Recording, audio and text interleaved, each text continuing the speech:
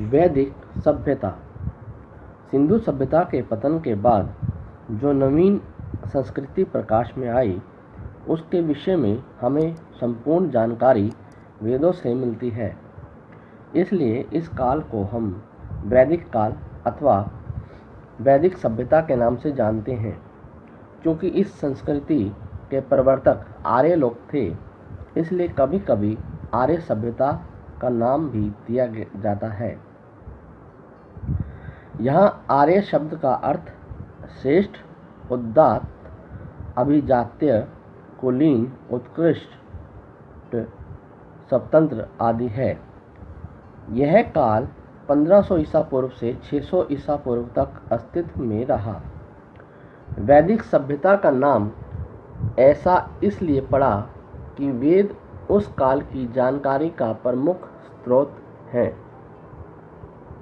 वेद 4 हैं: ऋग्वेद, सामवेद, अथर्ववेद और यजुर्वेद। इनमें से ऋग्वेद की रचना सबसे पहले हुई थी। ऋग्वेद में ही गायत्री मंत्र है, जो सविता सूर्य को समर्पित है। ऋग्वेद काल 1500 से 1000 ईसा पूर्व। ऋग्वेदिक काल के अध्ययन के लिए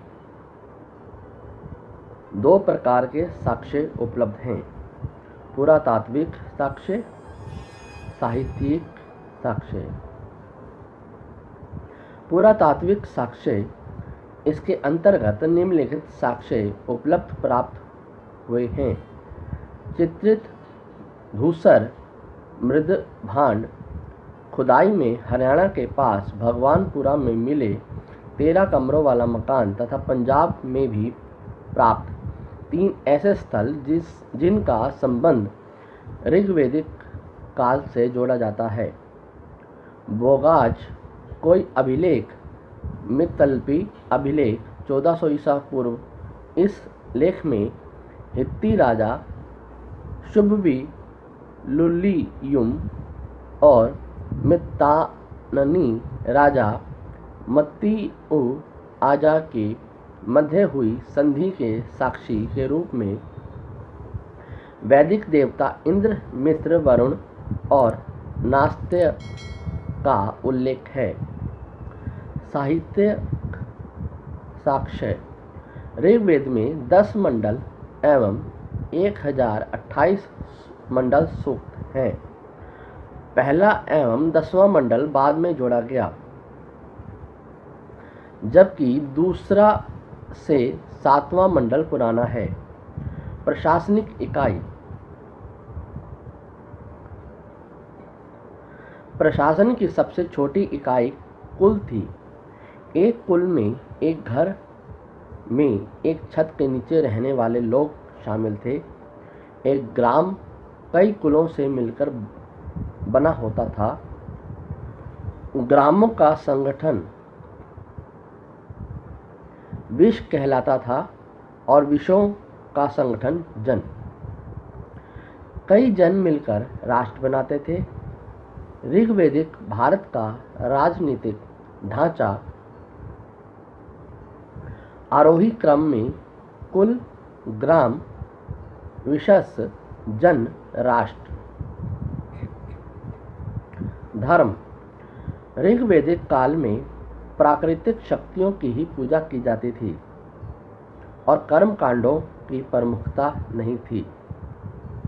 ऋग्वेदिक काल धर्म की अन्य विशेषताएं कृत्या, नितृक्ति, यातुधान, ससर्परी आदि के रूप में अपकरी शक्तियों अर्थात भूत, प्रेत, राक्षसों, पिशाच एवं अप्सराओं का जिक्र दिखाई पड़ता है। आर्थिक जीवन,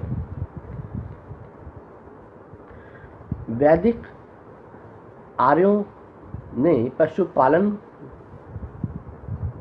को ही अपना मुख्य व्यवसाय बनाया था। ऋग्वेदिक सभ्यता ग्रामीण सभ्यता थी।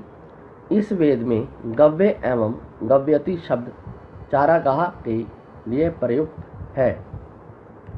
इस काल में गाय का प्रयोग मुद्रा के रूप में भी होता था। अभी भेड़, अजा बकरी का ऋग्वेद में अनेक बार जिक्र हुआ है।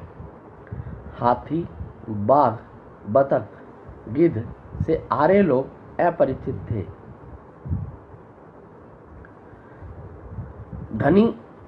धनी व्यक्ति को गोपाल कहा गया था। राजा को गोपति कहा जाता था। युद्ध के लिए गविष्ठ, गेसु, गव्य और गम्य शब्द प्रचलित थे। समय की माप के लिए गोधूल शब्द का प्रयोग किया जाता था। दूरी का मान के लिए गव्यतु। न्याय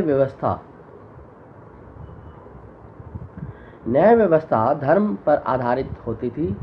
राजा कानूनी सलाहकारों तथा पुरोहितों की सहायता से न्याय करता था। चोरी, डकैती, राहजनी आदि अनेक अपराधों का उल्लेख मिलता है।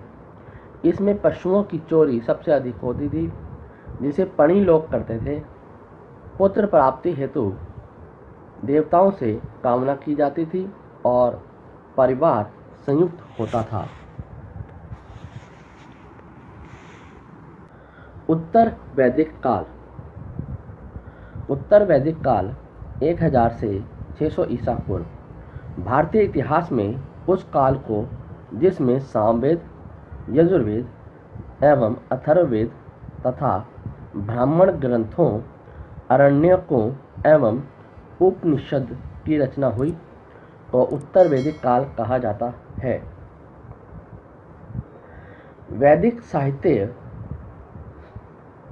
वैदिक साहित्य में 4 वेद एवं उनकी संहिताओं, ब्राह्मण, आरण्यक, उपनिषद एवं वेदांगों को शामिल किया जाता है। वेदों की संख्या 4 है: ऋग्वेद, सामवेद, यजुर्वेद और अथर्ववेद। ऋग्वेद, सामवेद, यजुर्वेद और अथर्ववेद विश्व के प्रथम प्रमाणिक ग्रंथ हैं। वेदों को अपौरुषेय कहा गया है। गुरु द्वारा शिष्यों को मौखिक रूप से कंठस्थ कराने के कारण वेदों को श्रुति की संज्ञा दी गई है।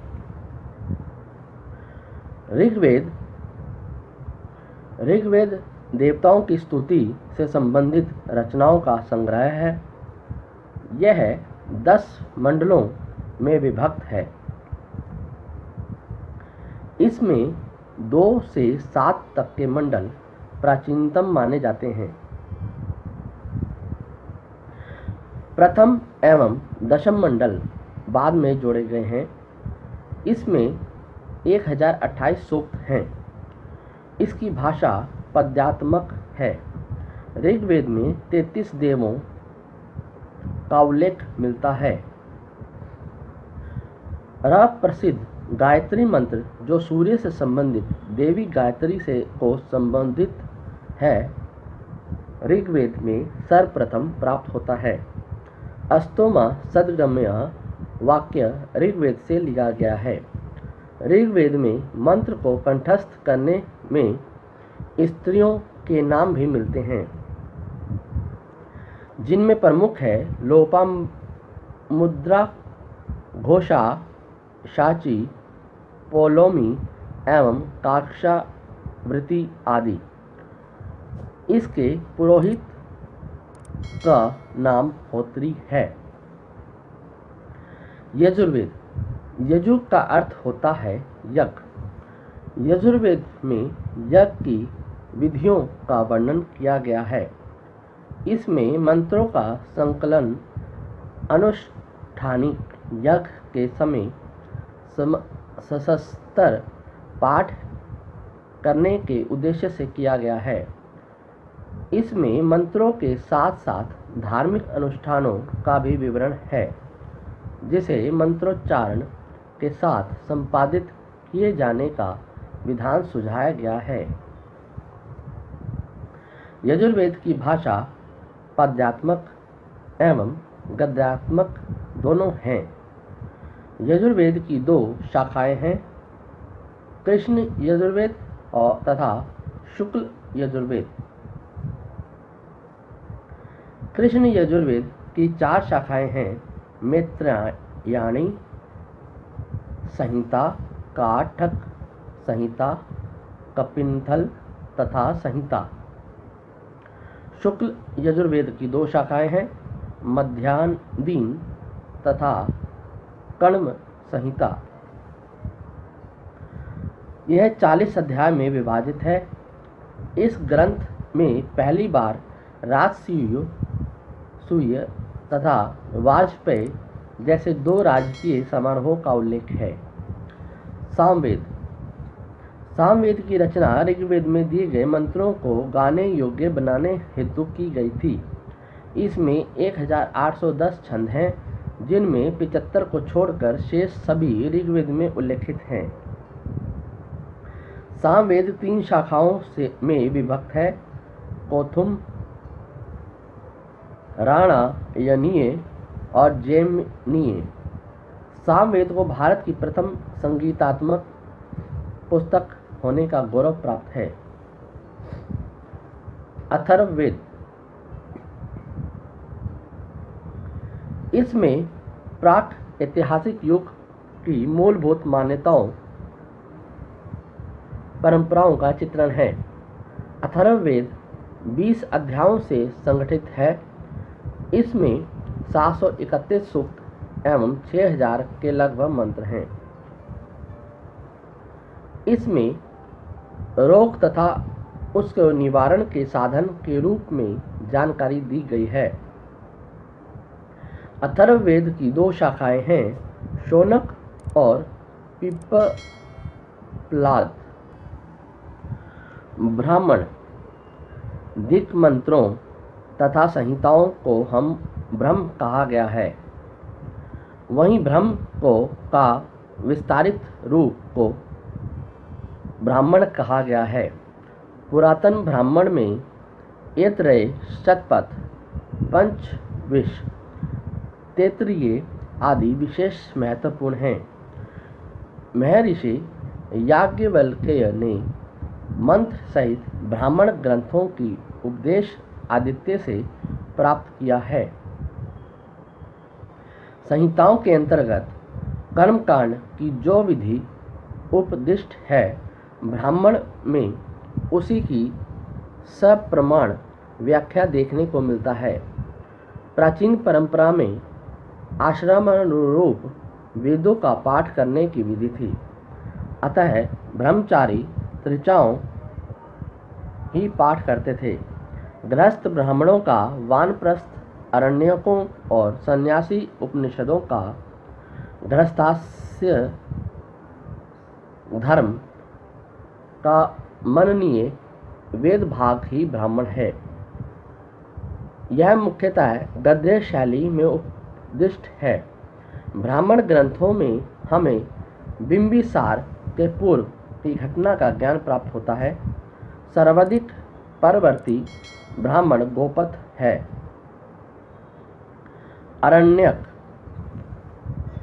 अरण्यक वेदों का वह भाग है जो गृहस्थ था आश्रम त्याग उपरांत वानप्रस्थ लोग जंगल में पाठ किया करते थे। इसी कारण अरण्यक नामकरण किया गया।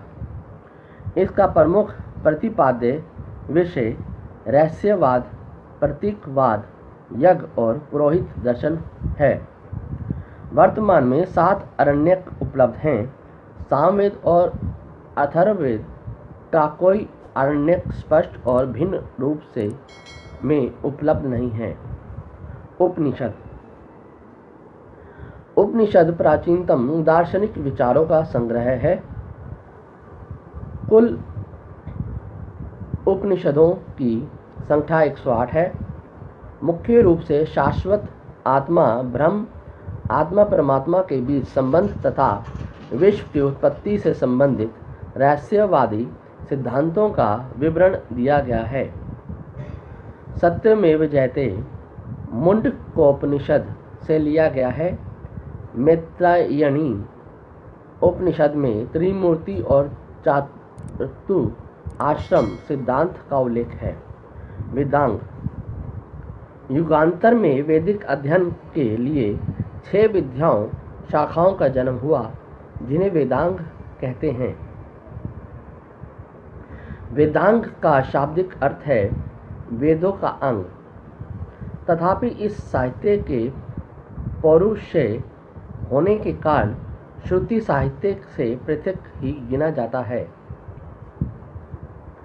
वेदांग को स्मृति भी कहा जाता है, क्योंकि यह मनुष्यों की कृति मानी जाती है।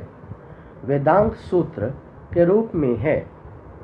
इसमें कम शब्दों में अधिक तथ्य रखने का प्रयास किया गया है। वेदांग की संख्या 6 है। शिक्षा, स्वरज्ञान, कल्प, धार्मिक रीति एवं पद्धति, निरुक्त, शब्द व्युत्पत्ति शास्त्र, व्याकरण, छंद शास्त्र, ज्योतिष, खगोल विज्ञान।